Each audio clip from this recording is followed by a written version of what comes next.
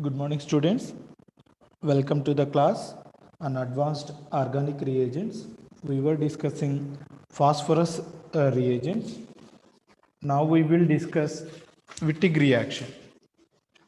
Wittig reaction was developed by George Wittig in 1950. For this discovery, he won the Chemistry Nobel Prize in 1979. So that means Wittig reaction is a very important reaction in organic functional group transformations. We use phosphorus halides for Wittig reaction. Phosphorus and carbon, where phosphorus is having positive charge and carbon is having negative charge. This is called halide. Halide means both positive and negative charges in the same molecule. Or we can simply write it in this fashion: phosphorus and carbon having a double bond. This is calledylene. Similar to alkene, it is calledylene. So it is called, this is the simple Wittig. It is called trimethyl phosphonium halide. It is a simple Wittig. We can also have substitution on this carbon.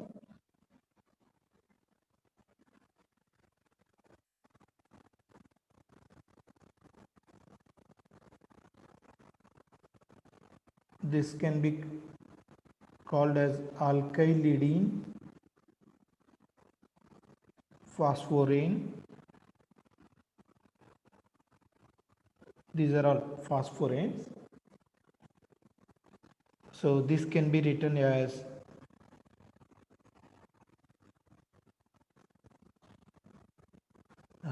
triphenyl. When we have methyl group, it is unstable, but when we have phenyl groups, it is stable. Now, what is the Wittig reaction? Wittig reaction is the conversion of a carbonyl to an alkene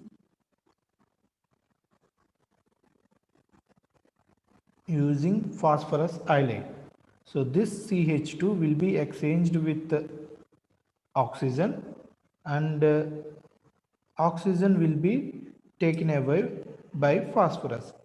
As we know, phosphorus and oxygen are having good affinities for each other.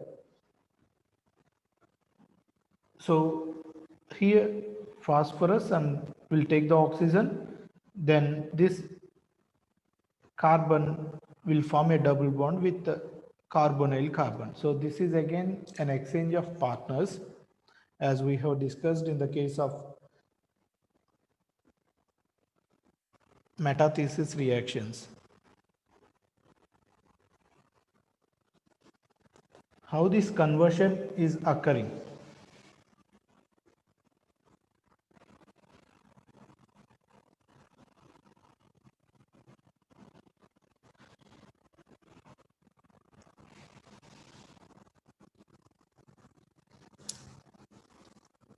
In this halide, carbon with negative charge will add to carbonyl carbon, because carbonyl carbon is electropositive in nature. Then carbon oxygen double bond will be polarized towards oxygen. So it generates a betaine intermediate.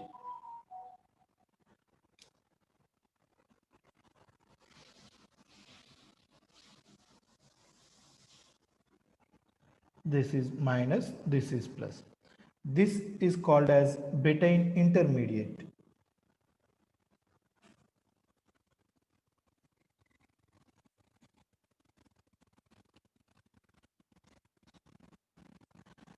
It is called as betaine intermediate. Betaine means oxygen having negative charge and phosphorus having positive charge. Then this betaine intermediate will undergo cyclization. As we know, oxygen and phosphorus are having good affinities. Oxygen will add to phosphorus uh, and it generates a four-membered oxaphosphatane ring.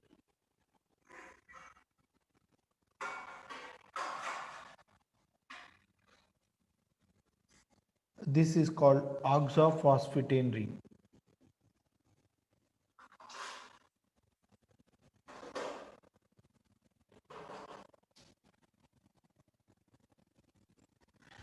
Oxaphosphatane ring. Generation of oxaphosphatane ring is the rate determining step. Rate determining step. So in Wittig reaction, generation of oxaphosphatane ring is the rate determining step. Then this oxaphosphatane ring will undergo a 2 plus 2 cycloreversion. 2 plus 2 cycloreversion, generally it occurs via syn elimination process. Syn elimination process where oxygen will be leaving with phosphorus, so there will be a phosphorus oxygen double bond, then carbon will be exchanged and it will form a double bond with carbonyl carbon. So the product is double bond CH2 plus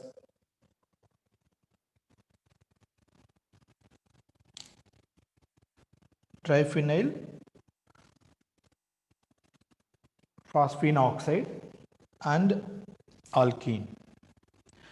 So this is the mechanism for Wittig reaction, where Wittig reagent will add to carbonyl carbon to generate a betaine intermediate. That betaine intermediate will undergo cyclization to generate an oxaphosphatane ring.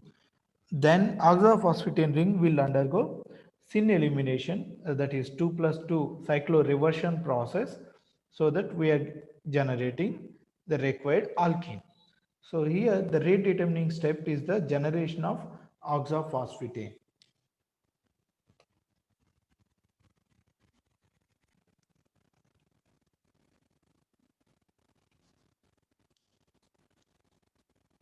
We have variety of Wittig reagents, stabilized Wittig, unstabilized Wittig.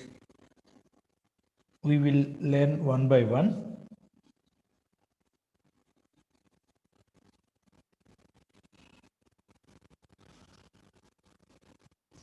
When we have a withdrawing group on carbon, it is called stabilized Wittig. When we have a releasing group on carbon, then it is called a unstabilized Wittig. Generally, with Wittig reactions, both, of course, it is E, so I am not changing this configuration. Other configuration at the other centers will not be changed. Then the alkenes generated, generally we will end up with both a mixture of E and Z.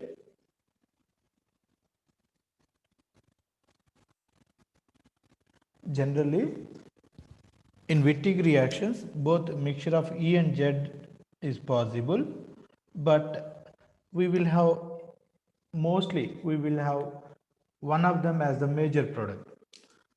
I'll give that also. In this case, it is a stabilized Wittig, so generally E will be the major. E will be the major. So I'll give that also.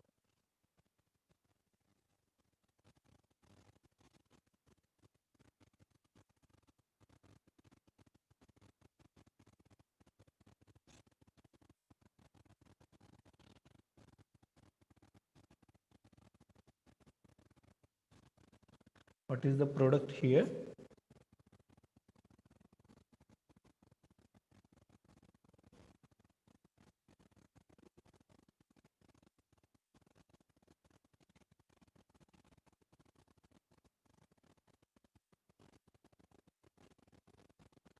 What is the product here? It is called stabilized Wittig.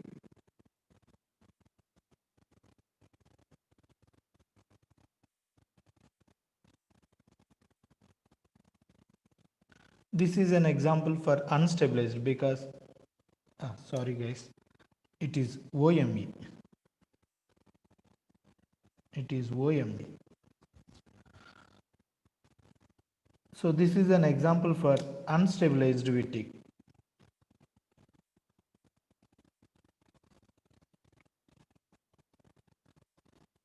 In this case, we don't have any cis and trans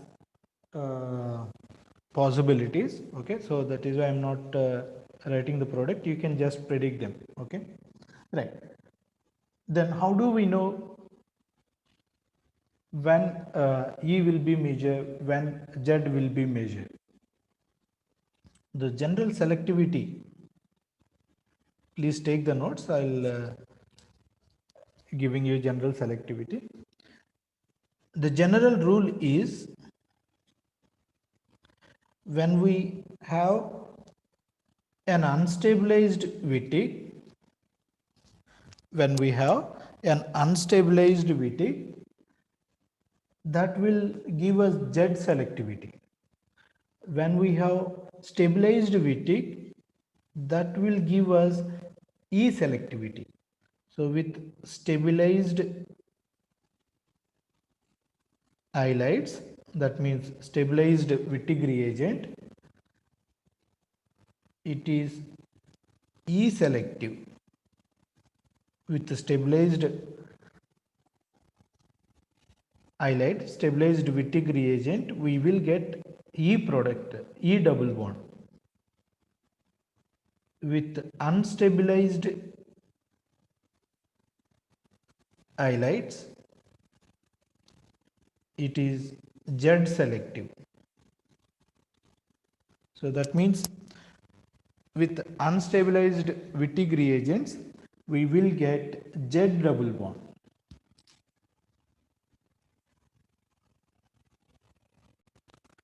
How do we prepare Wittig reagents? Generally, Wittig reagents can be prepared and can be stored, and we can prepare them in situ. Okay, I'll give you 3 such examples. When we treat triphenyl phosphine with bromomethane, triphenyl phosphine will attack on methyl carbon, bromine will be leaving, which is an Arbuzov reaction, right? So formation of phosphorus and carbon bond is called Arbuzov reaction. So that generates plus, of course, counter ion bromine minus. Then we will treat it with a strong base to remove a proton here. N-butyl lithium ether. When we treat this with a strong base, a proton from this carbon can be removed because it is not an acidic proton. Of course, when it is attached to positively charged phosphorus, it is little bit acidic. So to remove a poor acidic hydrogen, we need a strong base. So when we treat it with a strong base, we will get this simple Wittig reagent, methylene triphenyl phosphine. Methylene triphenyl phosphorane. It is a stable compound. It is a solid compound. We can isolate it and we can store it. Okay. At the same time, this can be utilized for the preparation of some more substituted Wittigs. So when it is treated with the ethyl formate, what will happen? C minus will attack on ester, OET will be leaving. So here we are generating an extended carbon, Wittig reagent with an extended carbon. So OET will be leaving, we have only aldehyde group. Then OET minus, which is leaving here, will pick up another proton from this carbon. So that is why we are having CH. So this is again a stable compound whose melting point is 186 to 187 degrees centigrade. So that means we can prepare this Wittig reagent and we can store it. Similarly,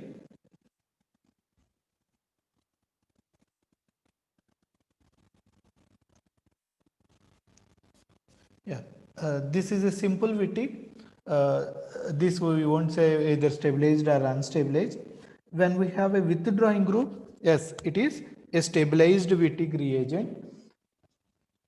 And now I am giving you the preparation for one more stabilized Wittig where we have an ester group. So first alpha bromo ethyl acetate, alpha bromo ethyl acetate, when it is treated with triphenyl phosphine with Arbuzov reaction, we get this compound. And then what we will do, we will treat it with a strong base. In this case, we treat it with sodium hydroxide. So we can remove this proton and generate this Wittig reagent. This is a stabilized Wittig. Why? Because one side we have an ester group. Ester group is a withdrawing group. Its melting point is 125 to 127 degrees centigrade. That means it is a stable compound. We can prepare them and we can store them. So that means we can prepare this Wittig or aldehyde Wittig or ester Wittig. These are all stable solid compounds. We can prepare them and we can store them. We don't need to buy them, okay, unless otherwise you have good money. Then how do we generate a Wittig reagent in situ? Yeah, we can generate a Wittig reagent in situ when we have a halogen in the molecule. So when we have a halogen, what we will do, we will treat it with the triphenyl phosphine. So this will give an Arbuzov reaction.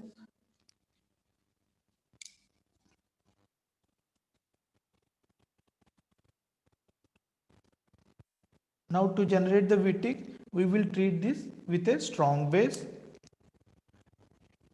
We will treat this with a strong base. So proton abstraction from this carbon will generate Wittig reagent.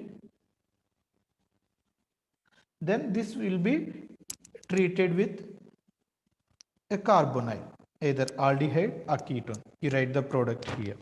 Okay. So this is how we can generate the in situ Wittig. When we have a halogen, after Arbuzov reaction, we can generate this phosphorus carbon bond. When it is treated with a strong base, it generates a Wittig reagent. See, here we have stable Wittig reagents, but with large molecules, the Wittig reagent may not be stable and it may be very costly.